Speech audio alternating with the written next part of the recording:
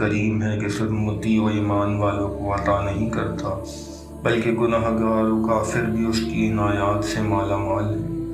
دنیا میں اس کی یہ صفت رحمان جلوہ گر ہے، جبکہ رحیم ایمان والوں کے ساتھ آخرت کی مہربانی و عنایات اور انعام و اکرام سے مختص ہے۔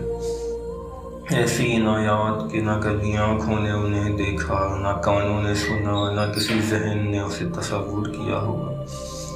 اب ایک لمحہ سوچیں، ایک شخص جس نے رحمت و برکتوں کا پورا مہینہ گزار دیا، نہ خصوصی عبادت، نہ کوئی خاص تبدیلی، مگر آج وہ چپ چاپ بیٹھا ہے اور دل سے ایک ہی بات کہہ رہا ہے، یا اللہ، میں ویسا نہ بن سکا جیسا تو چاہتا تھا، مگر مجھے تیرا ہی آسرا ہے۔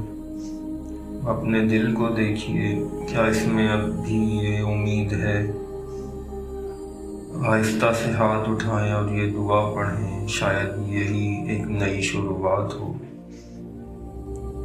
بسم اللہ الرحمن الرحیم، اللہم غشنی فیہ بالرحمہ وارزقنی فیہ التوفیق والعصمہ وطہر قلبی